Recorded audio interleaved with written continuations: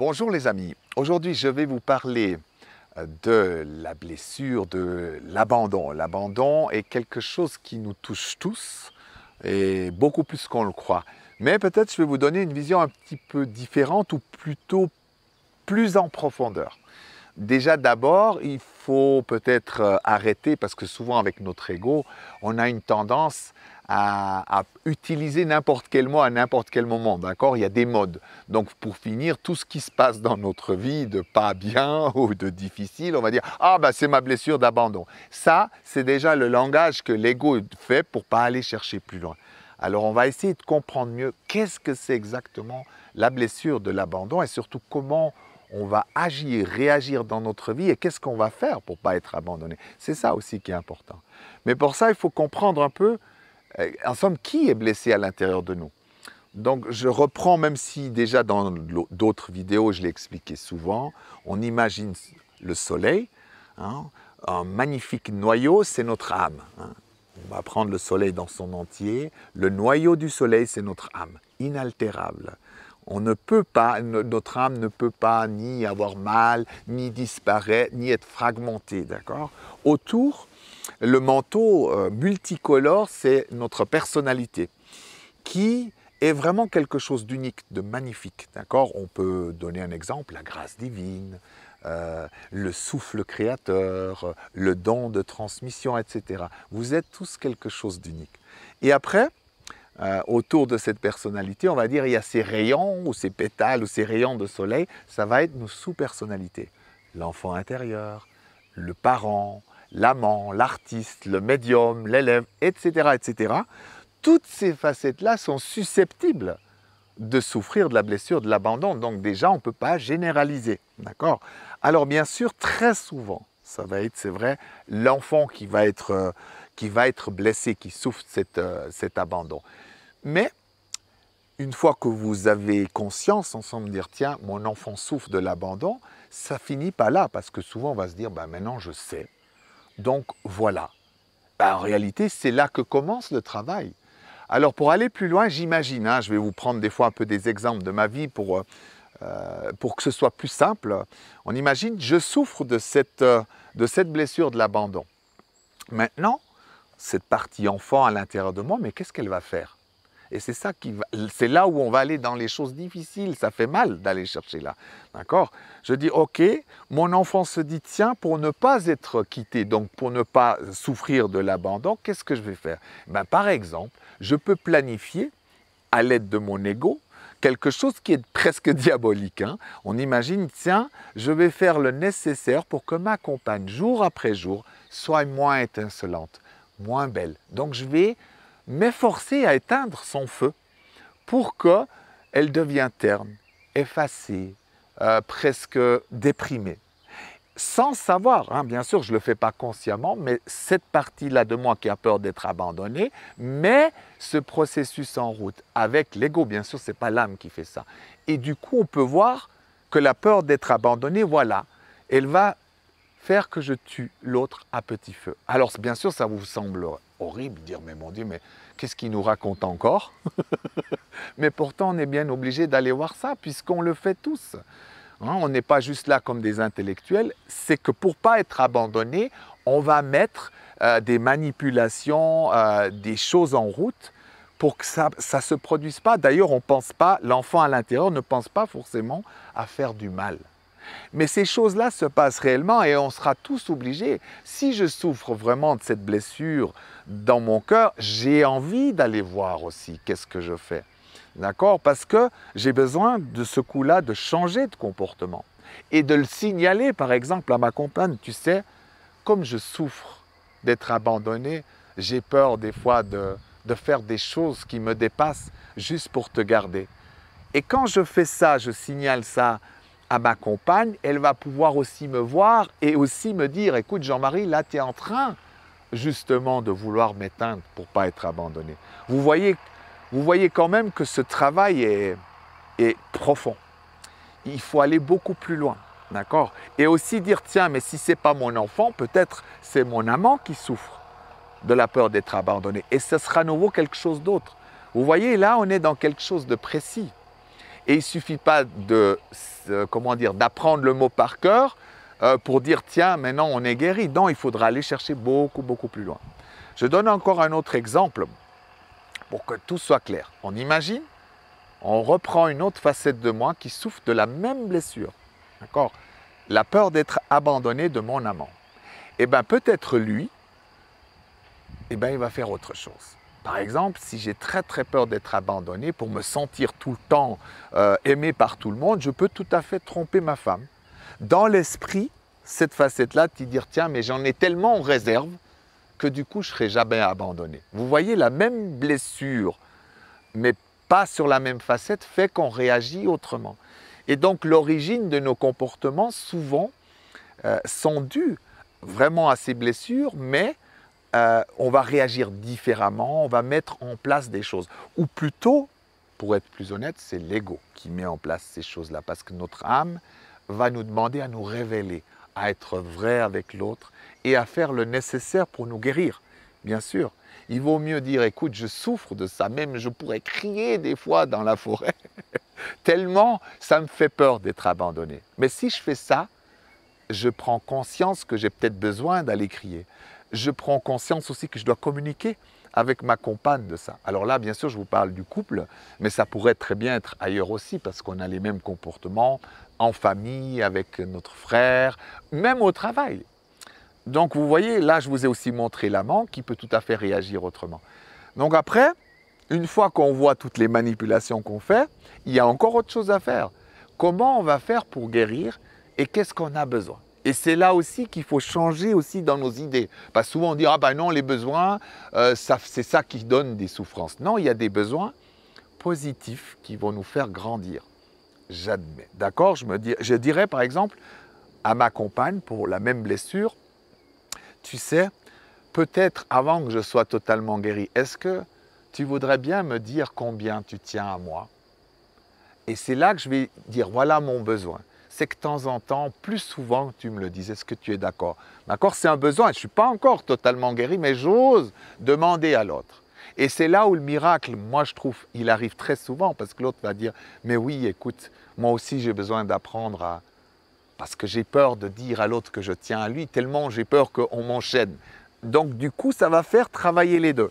Ce n'est pas un besoin compulsif, d'accord, qui est souvent destructeur, c'est un besoin qui fait grandir, où on ose demander à l'autre, et l'autre va pouvoir dire oui, non, écoute, non, tous les jours c'est trop, mon cher, tous les 3 jours ça suffira. On va faire des contrats qui vont m'amener peu à peu à guérir ma blessure, peu à peu. Parce que mon enfant va se sentir en sécurité. Il va se dire, ok. Et puis après, au fur et à mesure, même à cet enfant, puisque à l'intérieur nous sommes composés de toutes ces belles facettes, vous verrez que très rapidement, il y a quelque chose d'autre qui s'installe. C'est que comme c'est un enfant qui souffre de cette blessure, le travail de demande que je fais va aussi nourrir mon parent à l'intérieur. J'ai un parent et un enfant intérieur. Donc du coup, moi-même, je vais devenir pour moi un meilleur parent. Je vais parler à cet enfant, dire mais non, tu vois, je suis toujours là, je serai toujours là avec toi. Et cet enfant, au lieu de se diriger tout le temps vers l'extérieur en peur d'être abandonné ou dans le couple, voire meurtri et meurtrier à la fois, eh bien mon parent à l'intérieur avec mon enfant va créer la guérison. Et tout seul à l'intérieur, peu à peu, va s'instaurer un vrai dialogue, au-delà même de ma conscience, qui fait que le parent va être là. Il va dire, écoute, tout va bien, je suis toujours là. C'est moi ton vrai père, c'est moi ta vraie mère. Comme ça, l'enfant va peu à peu guérir et la blessure de l'abandon va s'estomper. Mais ça aussi, comme on est souvent pressé sur Terre, on a envie, comme on dit, j'ai tourné la page, éviter ce genre de langage, parce qu'il n'y a pas à tourner la page, puisque nous sommes là pour faire ce genre de travail sur Terre. Donc, il y a surtout à évoluer, à oser aller dedans. Et je vois que le piège, mais ce n'est pas parce que l'idée de la blessure, de l'abandon, c'est vraiment magnifique de cibler ça, mais de méfier des mots, comme c'est mon mental, voilà des mots que l'ego utilise souvent parce qu'il sait que si je discute avec un ami et puis je dis, t'as vu, hein, c'est ma blessure d'abandon, en somme on est entre clubs, presque dans un club privé de gens qui savent, et qui s'autosatisfont de ces réponses. Et en réalité, là, c'est déjà l'ego qui a pris le relais. Vous voyez, et ça, il faut toujours être vigilant. Il faut faire 2-3 pas en arrière quand on dit les choses, je vois, très bien, on est vite dans les modes. Et ça, il faut veiller, parce qu'en réalité, votre âme va vous, en parlant d'abandon, l'âme va vous demander d'aller de plus en plus loin, de plus en plus à l'intérieur de vous, dans les profondeurs. Et pour se guérir peu à peu de cette blessure de l'abandon, il sera vraiment à un moment donné, vous-même, vous aurez la capacité d'entendre à l'intérieur le dialogue entre votre parent, la facette parent entre vous, et la facette enfant. D'accord? Ou une autre facette. Je peux très bien prendre, on parlait avant de l'amant, d'accord? On peut dire qu'à l'intérieur de moi, ça peut peut-être être un parent qui parle avec l'amant, mais à mon avis, ce n'est pas le cas. Il y a d'autres facettes qui vont pouvoir parler à l'amant, et de toute façon, votre âme a un lien direct avec cette facette à l'intérieur, et le but, c'est que chacun puisse se déployer, se guérir peu à peu, et sortir de ses blessures. Alors bien sûr, aujourd'hui, j'ai parlé que de l'abandon, mais on pourrait prendre ça pour chaque blessure. En somme, la première question à se poser, c'est, pour résumer un peu, pour aller dans l'essentiel, c'est qui souffre de l'abandon? D'accord? Donc c'est certainement une facette de nous. Après, qu'est-ce que je fais pour pas que ça arrive? L'abandon. Qu'est-ce que je vais faire? D'accord? Pour les autres blessures, c'est la même chose, hein. L'injustice, l'humiliation. Qu'est-ce que je vais faire pour que tout ça ne m'arrive pas? Et là, on va dans une profondeur plus grande, on va voir comment on manipule les gens, comment on les contrôle, comment on les rabaisse, comment on fait des choses pas très jolies pour justement pas souffrir de ça. Et ça, tout le monde le fait. Après, ce stade-là, quand on a vu ça, il y a un stade plus avancé où on se dit, tiens, mais qu'est-ce que tu as besoin? Qu'est-ce que j'ai besoin pour guérir? Et là, on ne va pas garder tout pour nous, on va jouer le jeu aussi avec les gens qui nous entourent, c'est très important.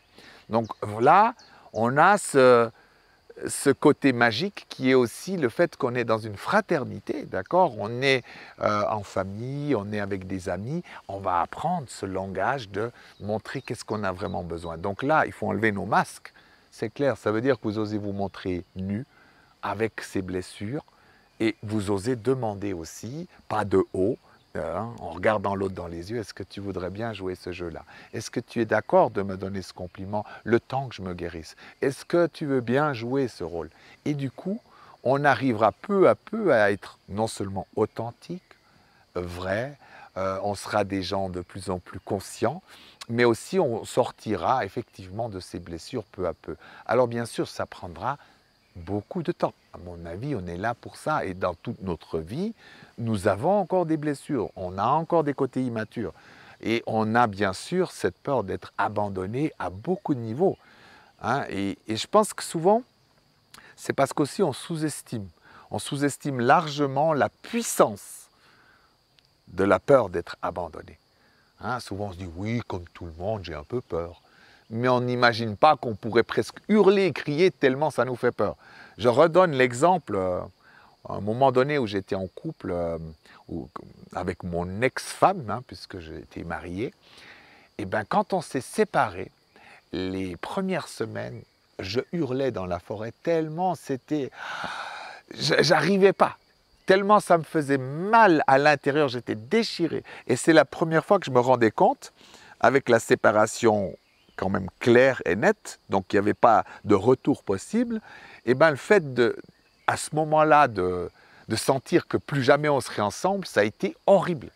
Et c'est là que je me suis dit, mais mon Dieu, c'est comme une drogue dure, et à un moment donné, il faut faire le travail, parce que sinon je vais aller de couple en couple, et je vais enfermer l'autre, et je vais la tuer à petit feu, juste parce que je souffre de ça.